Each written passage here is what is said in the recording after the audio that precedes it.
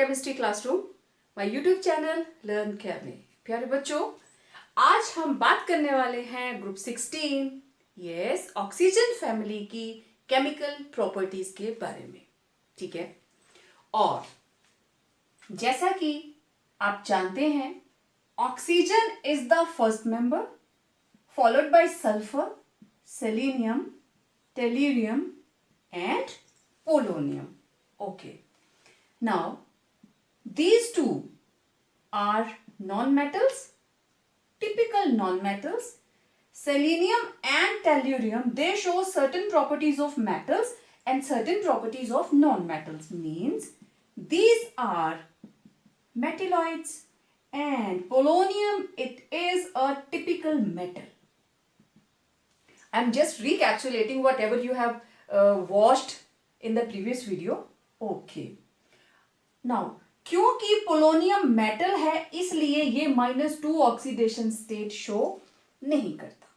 ठीक है, और ऑक्सीजन जैसे फैमिली का हेड होता है ना, सबसे अलग, वो किसी भी रूल को तोड़ सकता है, राइट? उसके लिए कोई रूल नहीं होता। उसी तरीके से every first member of every group, हर ग्रुप के अंदर उसकी अपनी प्रॉपर्टीज जो है they are entirely different from other members of the family. इसको बिल्कुल मैं 2 लाइंस में समेटूं तो मेरे पास सिर्फ यही चीजें आती हैं। स्मॉलेस्ट साइज बाकी 100 प्लस है, it is only 66 picometre, right? Highest electronegativity 3.5, highest electronegativity as related to other members. Then absence of d orbitals, then very high ionization enthalpy, इसकी ionization enthalpy बहुत ज्यादा होती है। तो ये वो 4 कारण हैं जिनकी वजह से ऑक्सीजन बाकी मेंबर से बिल्कुल अलग हो जाती है। और आपने अभी देखा ना, उसकी एलिमेंटल स्टेट अलग है, नेचर ऑफ एग्जिस्टेंस अलग है, बाकियों से टोटली डिफरेंट बिहेवियर।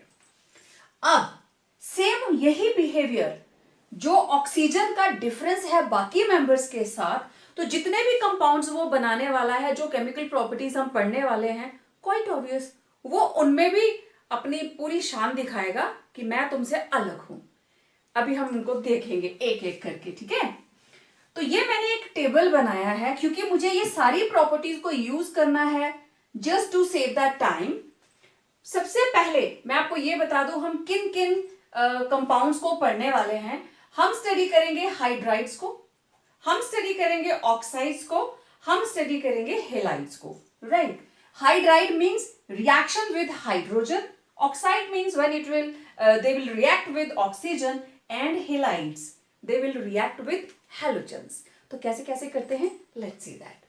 तो सबसे पहले मेरे पास this is hydride. ठीक है, तो जितने भी एलिमेंट हैं E, they all react with hydrogen and form metal hydride of EH2 type, है ना? और E क्या है इसमें? E में भी oxygen, sulphur, selenium and tellurium, right? No doubt polonium भी बनाता है, ऑल मेंबर्स बनाते हैं, लेकिन इसकी स्टेबिलिटी बहुत कम रहती है, रेडियो एक्टिव है ना, तो इसलिए ये 4 मेंबर ही हम हमारे इस फील्ड के अंदर लेके चलेंगे। ओके, अब इन मेटल हाइड्राइड्स की किन किन प्रॉपर्टीज को हम यूज करने वाले हैं, मैंने इसका टेबल बना लिया है ना।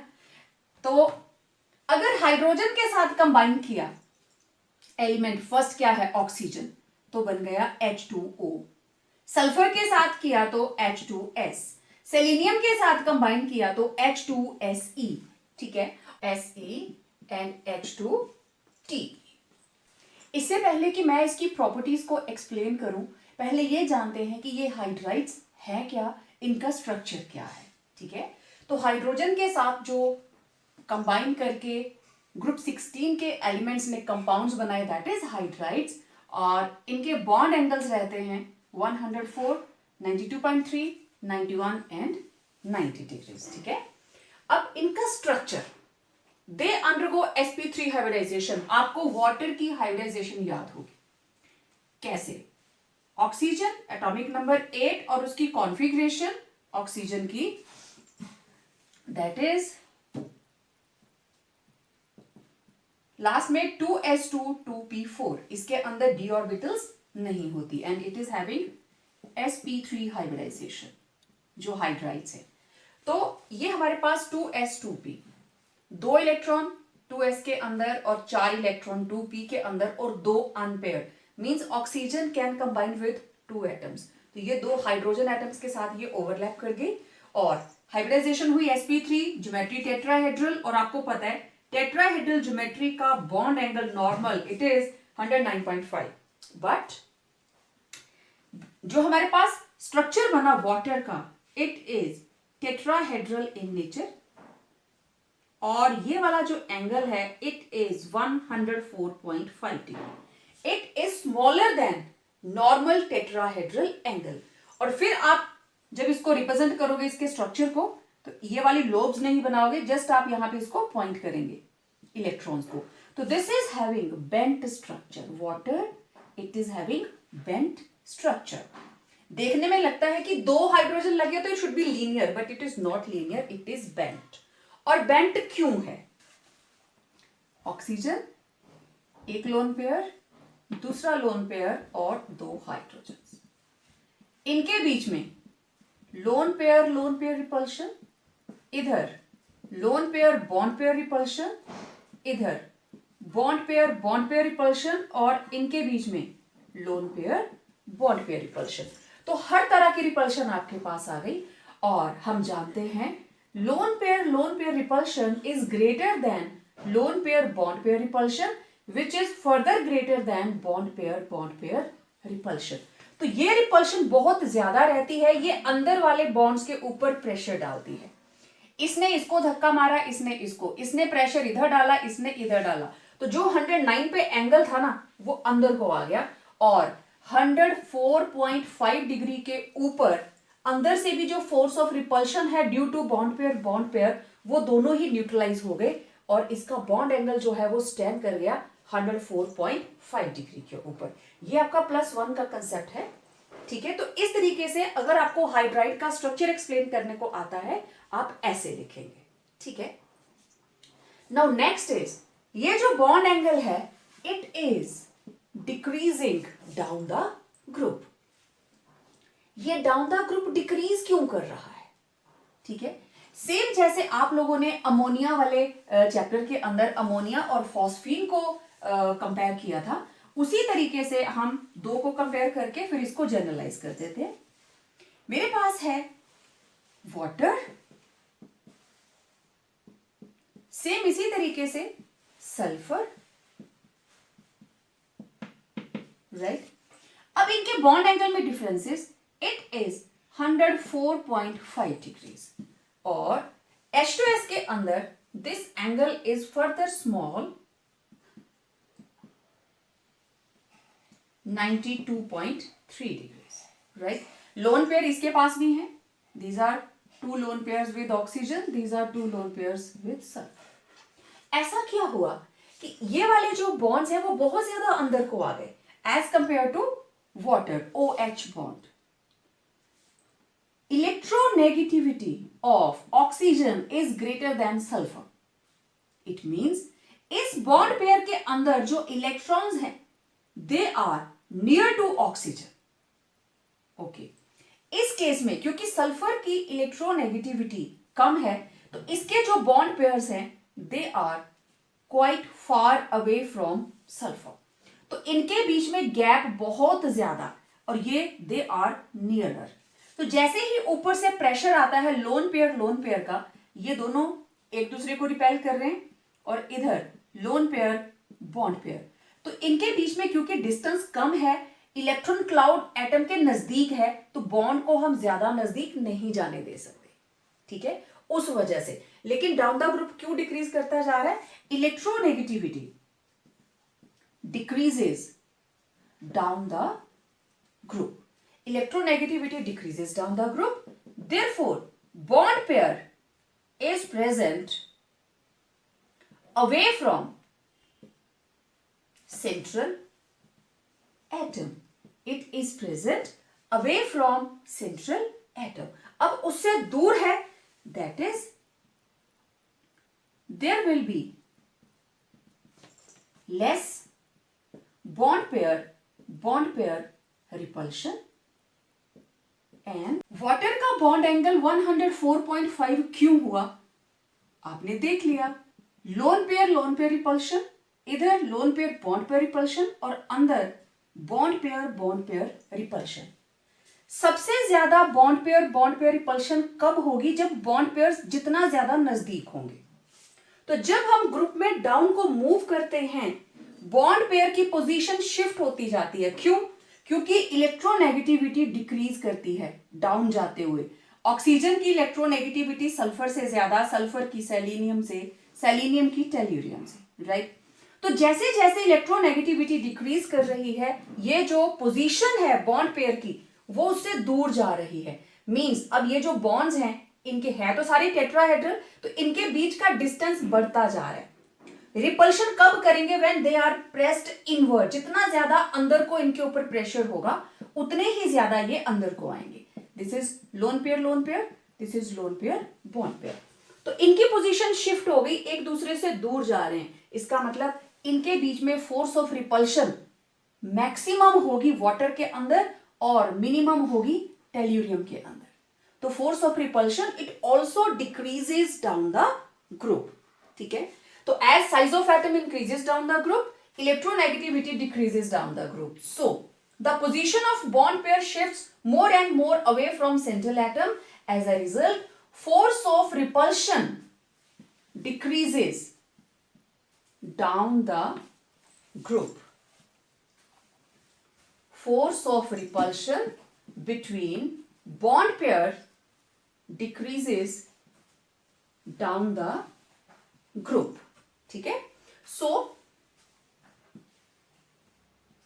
Pressure of lone pair becomes more and this repulsion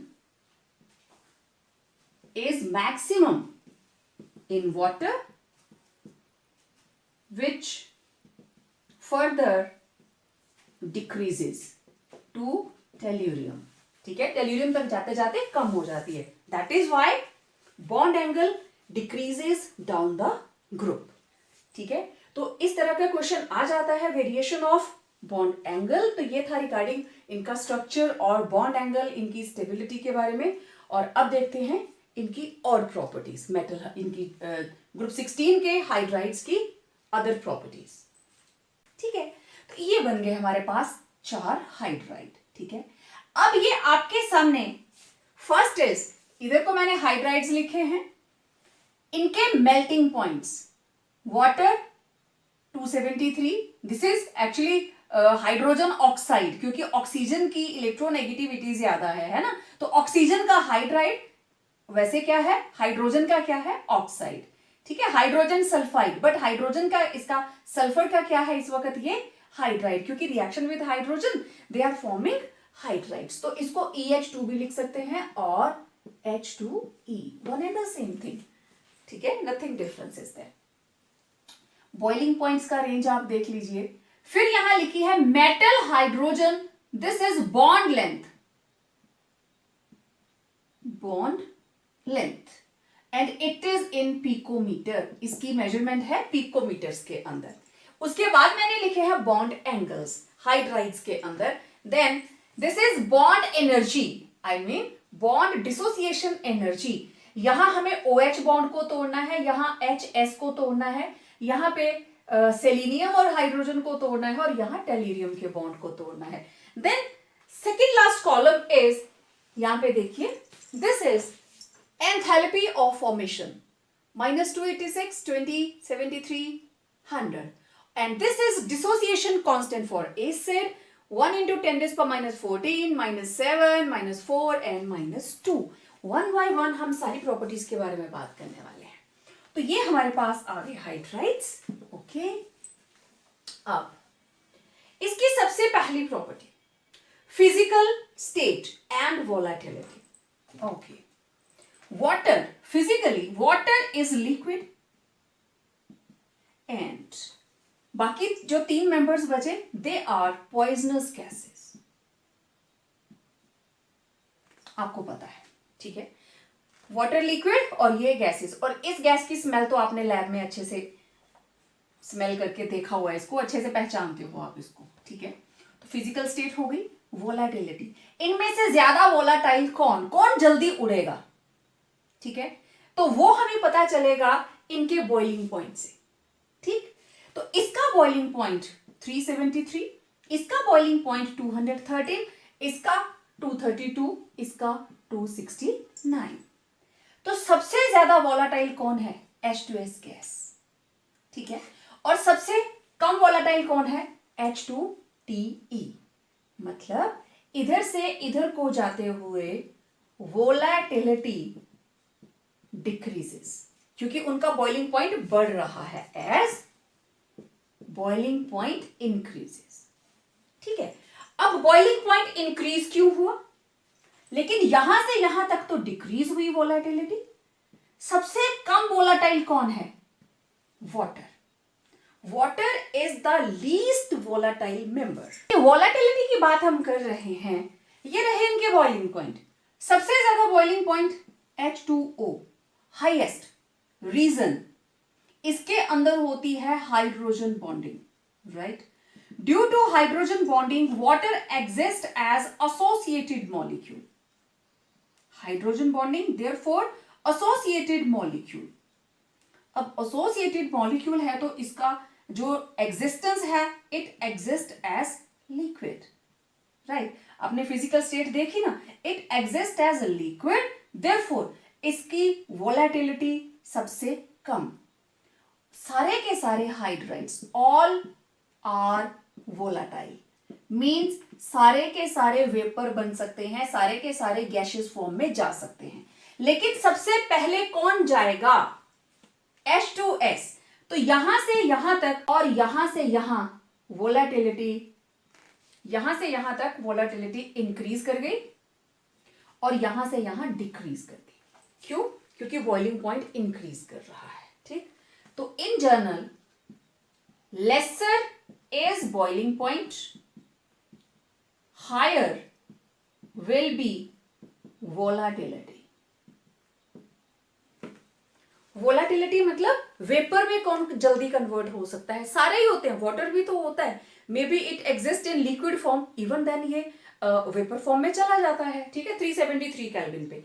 hydrogen sulphide gas H2S, ये 203 केल्विन पे वेपराइज हो जाती है, ये थोड़े ज्यादा टेम्परेचर पे, ये उससे ज्यादा टेम्परेचर के ऊपर। तो बॉइलिंग पॉइंट हम ले रहे हैं केल्विन में, इसका मतलब volatility of hydrides increase from water to H2S and then decrease from H2S to H2TE, tellurium hydride, due to increase in boiling point. Clear? तो यहां से यहां तक डिक्रीज करती है due to increase in boiling point.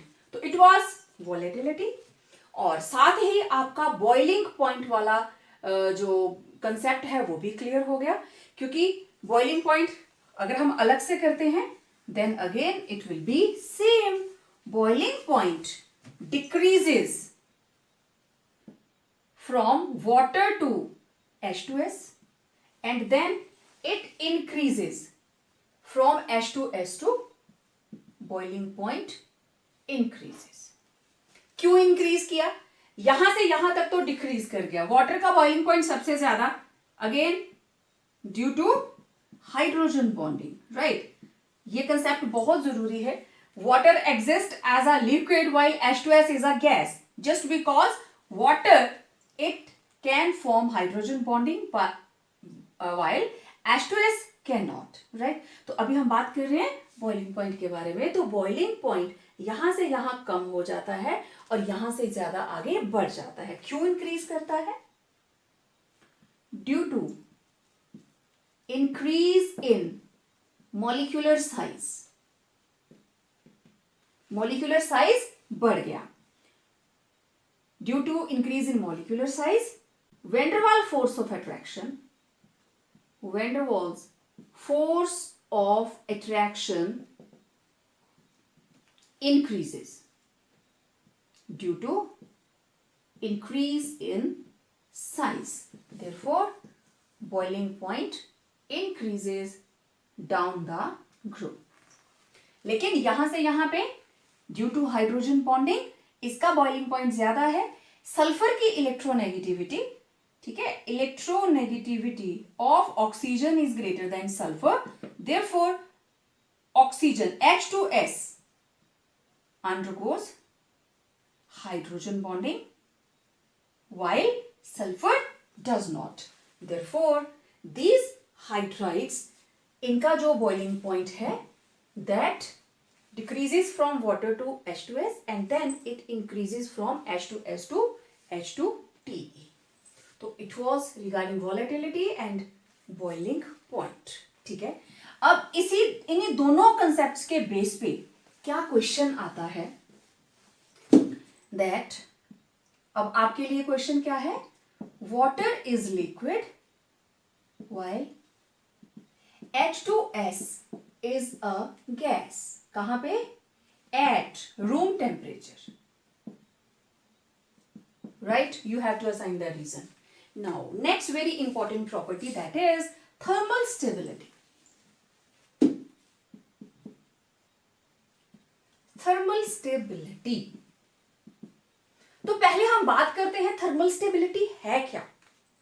ठीक है. Thermal stability का मतलब ये हमारे पास कोई कंपाउंड है, हमने इस कंपाउंड को हीट किया. थर्मल का मतलब हम उसको हीट सप्लाई कर रहे हैं. इस कंपाउंड को हमने हीट किया, हीट लिखो चाहे डेल्टा लगा दो, और ये कंपाउंड जो है इट डिसोसिएट्स. कंपाउंड टूट गया. ठीक है. हीट करने पे कंपाउंड टूट गया. कंपाउंड के टूटने का मतलब उसके बॉन्ड्स टूट गए. ठीक. अब हाइड्राइड्स की थर्मल स्टेबिलिटी को अगर हमें जानना है तो हमें यह पता करना चाहिए कि इसके साथ जो बॉन्ड्स बने हैं, बीच में तो एक ही एलिमेंट होगा, दोनों साइड हाइड्रोजन्स लगे हैं, इस बॉन्ड को तोड़ने के लिए कितनी एनर्जी लग रही है, ये बॉन्ड कितनी हीट को बियर कर सकता है, टॉलरेट कर सकता है, किस टेम्परेचर पे जाके वो टूट जाएगा, और कौन पहले टूटेगा कौन बाद में टूटेगा. ठीक है. जो थोड़े हीट करने पर टूट जाए, it means that is less thermally stable. ठीक है. जो ज्यादा हीट को बियर कर जाए that is more thermally stable. है ना. मतलब one which can bear high temperature, that is thermally stable. ठीक है. So which breaks at low temperature or with lesser heat, that is thermally unstable. ठीक है. अब यहां पे हम कौन सा कंसेप्ट लगाने वाले हैं, दैट इज बॉन्ड एनर्जी. जिस बॉन्ड को तोड़ने के लिए लेसर बॉन्ड एनर्जी लगे, lesser bond energy, lesser is bond energy, easier will be bond cleavage. जिसकी बॉन्ड एनर्जी कम उसको तोड़ना आसान, जिसकी बॉन्ड एनर्जी ज्यादा उसको तोड़ना मुश्किल. याद कीजिए, नाइट्रोजन के बीच में ट्रिपल बॉन्ड था, 945 की रेंज में उसकी बॉन्ड एनर्जी थी. तो इसीलिए नाइट्रोजन के मॉलिक्यूल को नॉर्मल लैब के अंदर ब्रेक करना इट्स वेरी डिफिकल्ट. और वो कब टूटता है molecule? At the time of thundering, जब बिजली गिरती है. राइट. उसी में इतनी ज्यादा एनर्जी होती है. तो अब थर्मल स्टेबिलिटी के लिए हमारे पास आ गई इसकी बॉन्ड एनर्जी की बात. तो again I'm gonna write these hydrides H2SE H2TE. अब मुझे लेनी है बॉन्ड एनर्जी. राइट. वाटर की बॉन्ड एनर्जी वो आपके सामने लिखी है. ठीक है. वो रही 463. नेक्स्ट 347, ये वैल्यू है किलो जाउल पर मोल के अंदर. Next 276, next 238. ओके, इधर से इधर को जाते हुए bond energy decreases, means energy required to break MH bond, that is energy required to break metal hydrogen, कोई भी, मैं M नहीं लिखूंगी, I would write here E, right, क्योंकि हमने E से लिखा था. EH bond, energy required to break EH bond decreases down the group, right. Bond energy decrease की मतलब इसको तोड़ने के लिए मुझे ज्यादा एनर्जी चाहिए, इसको तोड़ने के लिए मुझे कम एनर्जी चाहिए. इसका मतलब क्या हुआ? It is more thermally stable and it is less thermally stable, that is thermal stability decreases down the group. है ना सिंपल. इधर से उधर को जाते हो ज्यादा एनर्जी लग रही है भाई, वो 238 पे टूट जाता है, और इसके लिए तो 400 की रेंज चाहिए. जिसको कम एनर्जी में तोड़ सकते हो वो हीट के लिए स्टेबल नहीं है, वो ज्यादा गर्मी को सहन नहीं कर सकता, टूट जाएगा. तो it was thermal stability, right. Okay, next is acidic nature. चलिए इसको मैं ऐसे ही रहने देती हूं, इनकी मुझे बार बार जरूरत पड़ रही है. हाँ, this is H2O. Okay, acidic nature. Okay, acidic nature. Acidic nature मतलब one who will release H positive ion earlier fast will be more acidic. इसका मतलब यही हुआ ना, एसिडिक मतलब कौन H देगा. Water is neutral, H2S. H2S ये टूटा, इसने दिया 1 H positive and HS negative. In the next case, it will give HS negative, one more H positive, and it will form sulfide ion. It means these hydrides are capable of releasing, liberating H positive ions. That's why they can show acidic nature. अब अगर आप dissociation constant देखें, मैंने उधर लिखे हैं, ध्यान से देखिए. इस टेबल को आप लोगों ने सबसे पहले क्लिक करके रखना है अपने पास, ठीक है. अब मैं यहां पे लिखने लगी हूं, इसका dissociation constant, it is in the range of -14, it is in the range of -7, it is in the range of -4, it is in the range of -2. सबसे बड़ी वैल्यू कौन सी है? This is dissociation constant for acid. ये इधर को जाते हुए dissociation constant Ka increasing, that is acidic nature increases. Down the group, acidic nature of these hydrides increases. देखो, दो बातें हैं, इसको तो आप भूल जाइए, न्यूट्रल है. हमारा ट्रेंड रहेगा H2S से लेके H2TE तक, ठीक है. तो ये hydrogen, sulphur, hydrogen. Okay, selenium, sulphur का साइज है इतना, सेलेनियम इट इज थोड़ा ज्यादा मोटू है उससे, तो सेलेनियम थोड़ा बड़ा हो गया. ओके, इसकी बॉन्ड लेंथ लंबी हो गई. टेल्यूरियम इट इज मोर मोटू देन सेलेनियम,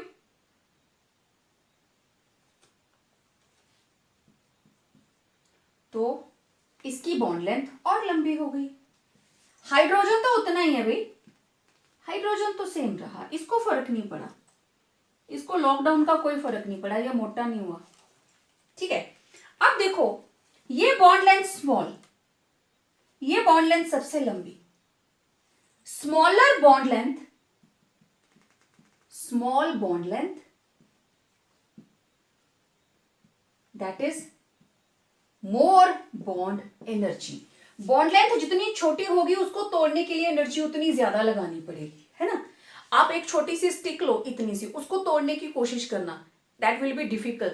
सेम उसी साइज की स्टिक थोड़ी लंबी होगी, उसको ब्रेक करना इजी रहता है. तो बॉन्ड लेंथ जितनी लंबी होगी दोनों एटम्स के बीच का गैप उतना ज्यादा होगा और इस बॉन्ड को ब्रेक करना उतना ही इजी होगा, ठीक है। और हमने बात की ना पीछे थर्मल स्टेबिलिटी की कि हीट को बियर नहीं कर सकता। क्यों नहीं कर सकता? क्योंकि बॉन्ड लेंथ बहुत लंबी हो जाती है। जैसे जैसे हम डाउन द ग्रुप जाते हैं, जो सेंटर एलिमेंट है उसका साइज बड़ा होता जा रहा है, down the group size increases, तो बॉन्ड लेंथ ज्यादा हो गई। ज्यादा बॉन्ड लेंथ को तोड़ना आसान, बॉन्ड एनर्जी कम हो गई। लेंथ जितनी ज्यादा बॉन्ड एनर्जी उतनी ही कम। Carbon carbon single bond easy to break, carbon carbon double bond difficult to break, carbon carbon triple bond even more difficult to break, क्योंकि सिंगल बॉन्ड से डबल बॉन्ड की bond length small, double bond से triple bond की bond length और small हो जाती है। इस वजह से एटम्स कम क्लोजर। तो अब इनमें से इसकी cleavage is damn easy, easiest, बड़ी आसानी से टूट जाएगा। और इसकी बॉन्ड लेंथ सबसे स्मॉल है, it means it will be difficult to break. तो आप बॉन्ड एनर्जी, ये तो डिसोसिएशन कांस्टेंट की वैल्यू होगी, ये प्रैक्टिकल वैल्यू है, यही से पता चल जाता है ये सबसे ज्यादा एसिडिक है। क्यों है? This is the reason. Bond energy इसकी 238, H2TE की 238, 276, 347 and 463. As down the group thermal stability decreases, ये सारी चीजें अपने नोट्स में आपने मेंशन करनी है। Along the group bond energy decreases, therefore thermal stability also decreases. Thermal stability decrease हो गई, it means cleavage of bond becomes very easy as bond length has increased due to increase in size. Bond length ज्यादा है, इस वजह से ये thermally unstable हो जाते हैं down the group. So acidic nature, it increases down the group, right? Now next we are left with reducing nature. This is very very important. Reducing nature.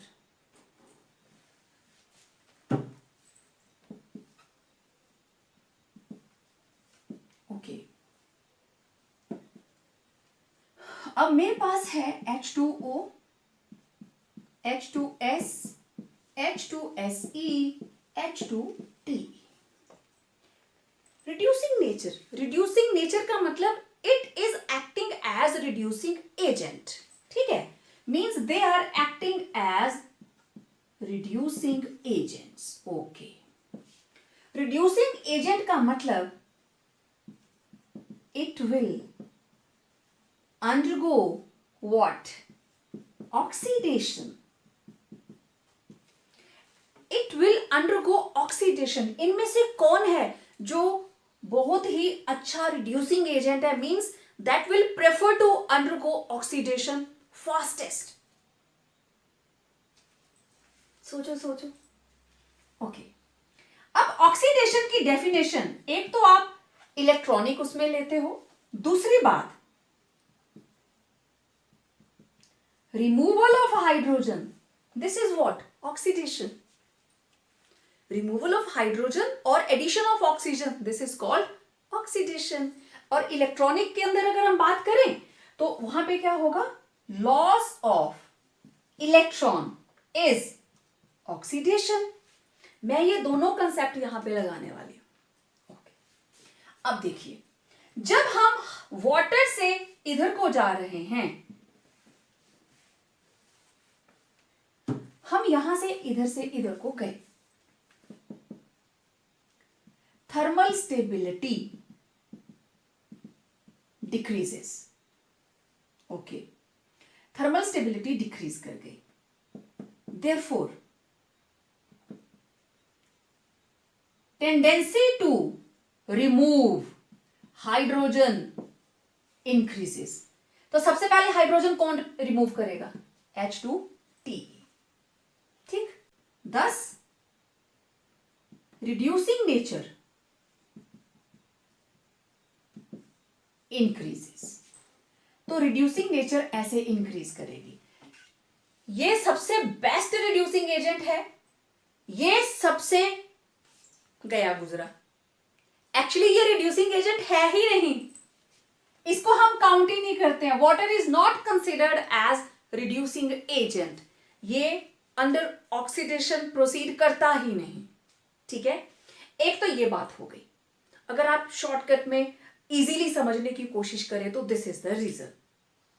Technically अब ये आप लोगों ने नोट कर लिया होगा, क्योंकि इधर को जाते हुए थर्मल स्टेबिलिटी डिक्रीज करती है, therefore tendency to remove H increases. तो रिमूवल ऑफ हाइड्रोजन क्या होती है? Oxidation. Means reducing nature increases down the group.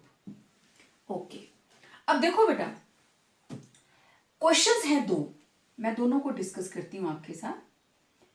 Out of water and H2S which is better reducing agent.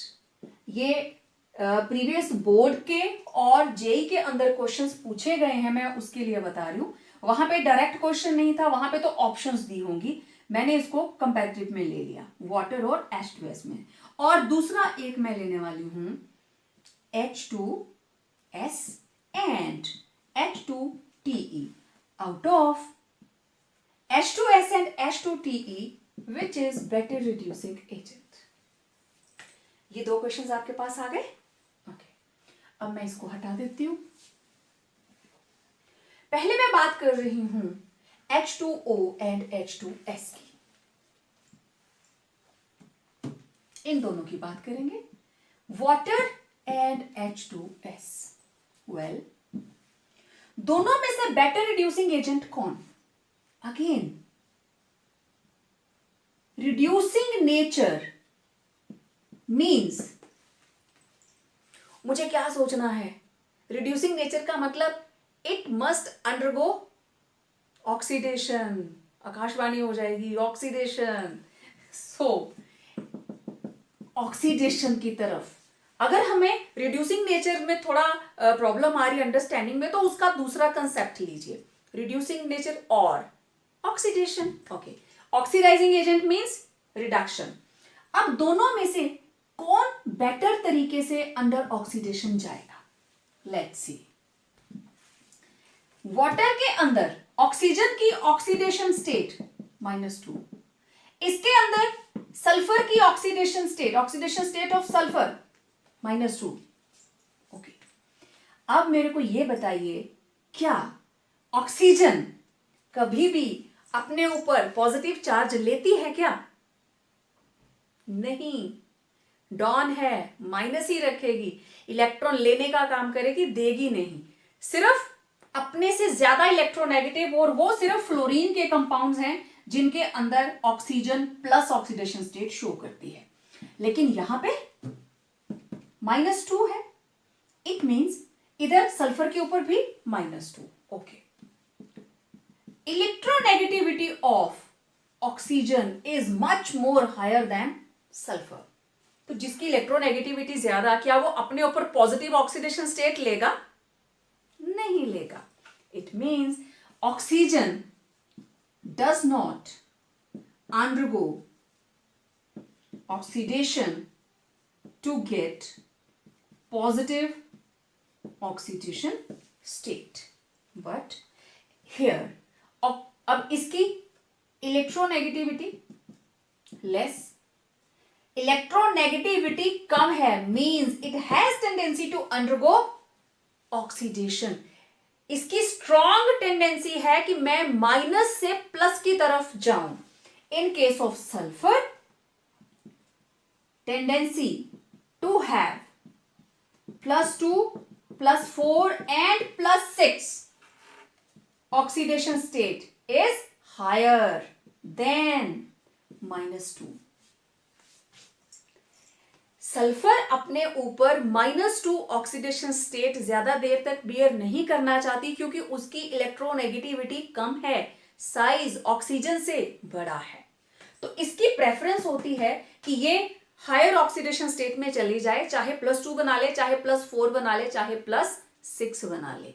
तो इसका मतलब दोनों में से कौन है जो ऑक्सीडेशन करना चाहता है? Quite obvious, H2S. Therefore, H2S is a better reducing agent as compared to water, water होता ही नहीं क्योंकि ऑक्सीजन हाइड्राइड के साथ लगी है, ऑक्सीजन हायर ऑक्सीडेशन स्टेट दिखाती ही नहीं, वेरी रेयर। आप जो भी कंपाउंड बनाते हो, इक्वेशंस बैलेंस करते हो, आप हमेशा -2 ही लिखते हो। रेयर केसेस के अंदर ये शो करता है पॉजिटिव। क्लियर? ठीक है, तो दूसरा हमारा क्वेश्चन था, out of H2S and H2Te, again यहां पे -2 -2, ओके, लेकिन electronegativity of sulphur is greater then tellurium. कहानी वही है, पहले ऑक्सीजन से जब हम इलेक्ट्रोनेगेटिविटी कंपेयर कर रहे थे तो ऑक्सीजन की ज्यादा थी, लेकिन अब सल्फर की ज्यादा है, किससे? टेल्यूरियम से। ठीक है, टेल्यूरियम और सल्फर के बीच में देखो ये गैप है, ये इस पेयर की बात कर रही हूं मैं। Electronegativity of sulphur greater than tellurium, that means tendency to show higher +2 +4, क्योंकि टेल्यूरियम +6 नहीं दिखाता, oxidation state is much higher in tellurium, क्योंकि टेल्यूरियम की जो इलेक्ट्रोनेगेटिविटी है वो कम है, तो ये टेंडेंसी नहीं शो करता कि ये अपने ऊपर नेगेटिव चार्ज को बियर करे। ठीक है, तो tellurium does not prefer to bear -2 charge, therefore act as good reducing agent as compared to H2S, right? Sulphur की भी टेंडेंसी है हायर ऑक्सीडेशन स्टेट में जाने की, लेकिन सल्फर से ज्यादा किसकी है? टेल्यूरियम की, क्योंकि टेल्यूरियम की इलेक्ट्रोनेगेटिविटी कम है और इसके अंदर तो इसका चार्ज क्या है? -2। अरे बड़ी देर तक नहीं संभाल पाएगा उस चार्ज को, उसके अंदर वो पावर ही नहीं है, इलेक्ट्रोनेगेटिविटी है ही नहीं उतनी। ठीक है ना, एक कमजोर सा बंदा तूफान में खड़ा कर दो कि भाई तूने अम्ब्रेला लेके खड़े होना, वो कितनी देर तक उसको बियर कर पाएगा? ठीक है, तो टेल्यूरियम जो है it is a better reducing agent as compare to H2S, या अपने से ऊपर भी आप किसी के साथ कंपेयर कर सकते हैं। तो क्वेश्चन कैसे भी आए आपको पता होना चाहिए, आइदर आप इसकी बात करें थर्मल स्टेबिलिटी की, लेकिन टेक्निकली जो ऑक्सीडेशन है that counts for electronic concept, उसमें चेंज आ रहा है, इसलिए ऐसा होता है। ठीक है, in addition to these simple hydrides there are some more examples, जैसे H2O के अलावा ऑक्सीजन का एक और हाइड्राइड है, that is hydrogen peroxide. This is hydrogen peroxide, it is quite stable और एंटीसेप्टिक का काम करता है, it is used as an antiseptic. And H2S2, अब देखो स्ट्रक्चर सेम लेकिन इट इज अनस्टेबल। ये स्टेबल होता है ड्यू टू हाइड्रोजन बॉन्डिंग। ठीक है, हाइड्रोजन बॉन्डिंग की वजह से it exist as associated molecule and liquid. Associated molecules, इधर नो हाइड्रोजन बॉन्डिंग, इसके अंदर हाइड्रोजन बॉन्डिंग नहीं होती, इसलिए अनस्टेबल रहता है, गैशियस उसमें रहता है। अच्छा, सल्फर के ना कुछ और भी हमारे पास कंपाउंड्स रहते हैं, H2S3, H2S5। ठीक है, जैसे ये रहा HSSH, then HSSH, then HSSSH, right? तो दीज आर सल्फेन्स। तो ये थे हाइड्राइड्स ऑफ ग्रुप 16। तो आपको ये लेक्चर कैसा लगा, इसको जरूर लाइक करें, अपने फ्रेंड्स के साथ शेयर करें, एंड यस, चैनल को सब्सक्राइब करना बिल्कुल ना भूलें, and keep your notification bell on. So, stay tuned for upcoming video. Till then, stay home, stay safe.